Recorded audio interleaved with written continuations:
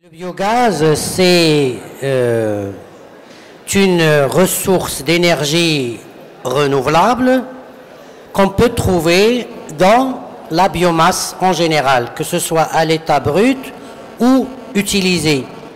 Donc, vous allez voir que, par exemple, tous les déchets qu'on émet dans la ville, par exemple, une décharge, les déchets organiques, les déchets de l'agriculture, etc., constituent pour nous une ressource naturelle qui peut devenir une source de profit, de l'énergie, etc.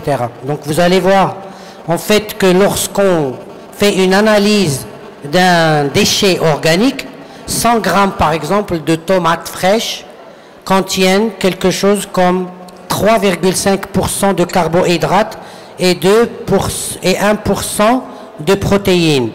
Alors c'est les lipides 0,2, 3, 5 et 1,5, c'est ce qui constitue la réserve en énergie. Le reste, c'est de l'eau. Mais toutefois, lorsqu'on regarde un déchet urbain en général, eh bien, vous voyez que 50% c'est des fibres et des polysaccharides et 10% c'est des acides gras. Ce sont les ressources en énergie très très importantes, et aussi le 5 par exemple, 18% c'est des protéines. Donc un déchet typique normal de la maison, les déchets ménagers, constitue une ressource en énergie très importante. Malheureusement, dans nos pays de l'Afrique du Nord, on n'exploite pas encore suffisamment cette ressource parce que on n'a pas encore la culture d'exploiter et de faire des biogaz. Donc en général, on a les villes, aux alentours des villes, il y a beaucoup de déchets, beaucoup de décharges, ça fait des images très mauvaises aériennes pour nos pays, mais on ne sait pas encore que ce sont des gisements très importants qu'on peut exploiter. Évidemment, lorsqu'on regarde scientifiquement comment ça se passe, la biodégradabilité, elle est de l'ordre de 95 à 100%, et le temps de biodégradabilité, il est entre 20 et 30 jours, jusqu'à 35 au maximum, lorsqu'il y a des températures basses. Et donc tout ça montre que lorsqu'on a un déchet, et là c'est une comparaison entre différents déchets, les déchets des ruminants, les boues des stations d'épuration sont aussi intéressantes. On voit évidemment que la biodégradabilité en fonction du temps, mais on sait que quelque chose d'extrêmement important, que la biodégradabilité doit se faire en absence d'oxygène, en milieu anaérobie. Et là, ce que je voulais vous montrer, c'est un peu les types de déchets qu'on retrouve dans la nature, et que tous les pays du monde disposent de cette énergie. On n'a pas besoin d'aller chercher si on a du soleil, si on a du vent. Et le monsieur avait déjà parlé que l'énergie éolienne et solaire ne représentait à eux deux que 0,2% du potentiel énergétique mondial, alors que la bioénergie représente 13%. Extraordinaire à savoir que tout ce que nous mangeons est très important à recycler pour produire de l'énergie.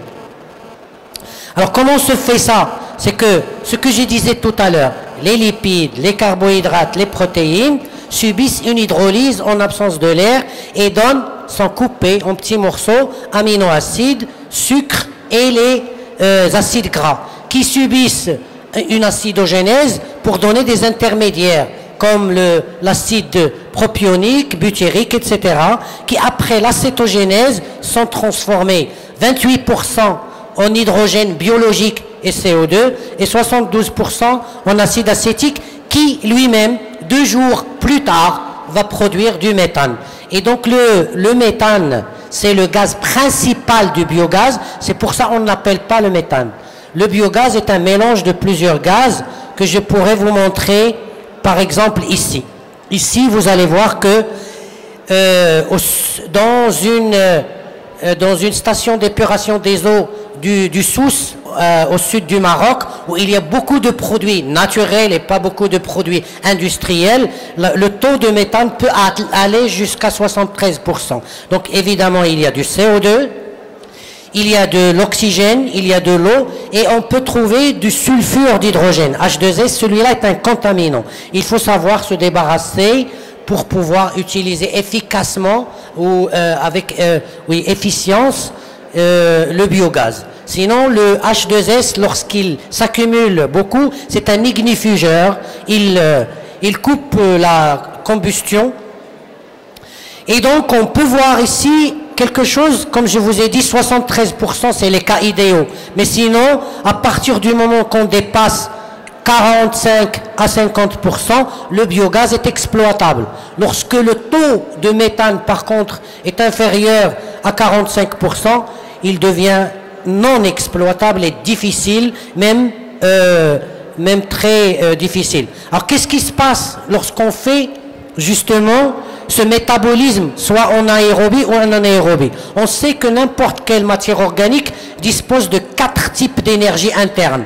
Ce qu'on appelle l'énergie 1, c'est ce que contient le produit. 2, c'est ce qu'il consomme pour pouvoir se maintenir. 3, c'est ce qui lui permet de la maintenance. Et le 4, c'est ce qu'il perd en énergie, c'est l'énergie perdue. Lorsqu'on fait un métabolisme anaérobie, on voit que E1, la partie verte, est importante. Et c'est extrêmement important. Par contre, lorsqu'on le fait en présence d'oxygène, il n'y a presque pas du tout de partie verte. Donc c'est pour ça que le métabolisme anaérobie est producteur d'énergie, contrairement au métabolisme. Donc lorsqu'on dépose nos déchets à l'air, on n'en profite pas du tout. Au contraire, on fait la prolifération d'insectes, on fait les gaz nocifs, on fait la pollution, on fait la mauvaise vue. Alors que la nature veut qu'on cache nos déchets dans un conteneur anaérobique en absence de lumière et d'oxygène pour pouvoir en profiter davantage. Donc c'est très beau finalement lorsqu'on regarde. Et donc en fait ici, on voit aussi que par exemple, les matières organiques diffèrent d'une matière à une autre. On va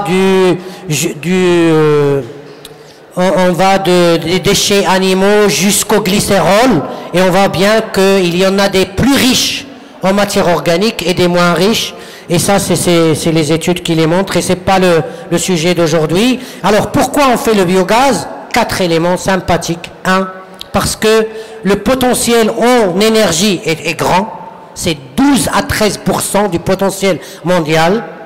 Et il est utilisable aussi partout, soit en éclairage, soit pour le chauffage et le refroidissement, soit pour la production de l'énergie en général pour les machines. Deuxième chose, on réduit les gaz à effet de serre. Donc on diminue le réchauffement planétaire global en produisant moins de gaz plus chauffant que le CO2. Le CO2, attention, le gaz carbonique, il a un facteur, il a le pouvoir calorifique interne de 1. Alors que le méthane, s'il est émis sans être brûlé, il est 21 fois plus chauffant, il a un pouvoir calorifique de 21. Donc une tonne de méthane équivaut 21 tonnes de CO2 au niveau réchauffement planétaire. Donc lorsqu'on fait le biogaz, on diminue les gaz, la quantité de gaz à effet de serre émise dans l'atmosphère. Troisième chose, évidemment, lorsqu'on fait un biogaz, on embauche des gens qui travaillent, mais on réduit la consommation en énergie puisqu'on ne consomme pas de l'extérieur, on consomme le nôtre. Donc on contribue au développement socio-économique d'une commune, d'un village, d'une ville, etc. Et c'est ce qui se fait un peu partout. En Autriche aujourd'hui, beaucoup de villages produisent leur éclairage à partir du biogaz, donc ils n'ont pas besoin d'acheter de l'électricité pour la payer, pas de facture. C'est fini. Deuxième et dernier élément, c'est qu'on contribue aussi à un développement régional en développant les ressources locales. Ah ben, les déchets, il y en a partout dans n'importe quelle maison. On n'a pas besoin de faire la commande au Koweït, ni en Arabie Saoudite, ni ailleurs, ni en Algérie pour avoir de l'énergie. On doit juste consommer nos déchets. Et donc, vous voyez un peu que lorsqu'on utilise la biomasse, on contribue au cycle de la vie. On essaye de refaire un peu, hein, rentrer dans ce qu'on appelle la chaîne de la vie, et par la photosynthèse, la pluie, les plantes, les minéraux, et on produit les déchets et on les consomme et ainsi de suite. Donc c'est très important. Ici, je voulais vous dire tout simplement que les déchets des décharges au Maroc contiennent beaucoup de matière organique. Donc c'est un pays qui devrait démarrer dans l'exploitation de ces ressources organiques en biomasse, et que les industries agroalimentaires, évidemment, sont aussi un gisement en biogaz extrêmement important, puisque leurs déchets sont purement organiques. Alors, 1 mètre cube de biogaz, il équivaut 8 kg de bois. Il équivaut 2,5 kg de charbon, 0,6 litres de gasoil, 440 g de butane. Donc c'est important. Et en énergie, il est 1,5 kWh mécanique et 1,3 kWh électrique. Donc c'est extrait. Et 1 mètre cube, M. Filali peut-être a déjà expliqué, 1 mètre cube de biogaz, c'est produit par 1,5 kg de déchets organiques, n'est-ce pas? 660 litres par kilo à peu près. Donc 1000 litres, c'est à peu près 1,5 kg. 1,5 kg de déchets vous donne 1 mètre cube de biogaz. Mais peut-être c'est pas du tout, pour ceux que ça intéresse, je vous donnerai ma carte et vous donnerai un peu tout ce qu'il faut. Et donc, on voit un peu que les composants, comme je vous ai dit tout à l'heure, du biogaz, contiennent principalement du méthane, mais d'autres gaz. Alors, les utilisations, je vous ai dit, hein, c'est du chauffage, c'est faire travailler des machines, des pompes. Une pompe peut travailler avec le biogaz aussi, c'est les pompes au fioul, les pompes au biogaz, etc. Donc l'électricité, etc. Et même comme biocarburant pour les voitures maintenant, on commence à exploiter les extraits des déchets pour faire des biocarburants. Très important. Qu'est-ce que je voulais dire?